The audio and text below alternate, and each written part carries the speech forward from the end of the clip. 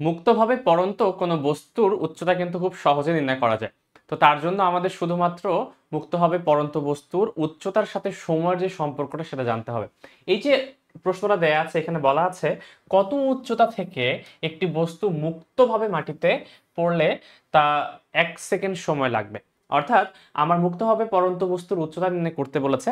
যেহেতু বলা আছে মুক্তভাবে পড়ন্ত বস্তু, তার মানে এখানে কোনো ধরনের বাধা কাজ করবে না। এবং আমরা জানি যে পড়ন্ত কোনো বস্তুর ক্ষেত্রে আমরা যে সূত্রটাকে ইউজ করি সেটা হচ্ছে h সমান ut plus half gt square.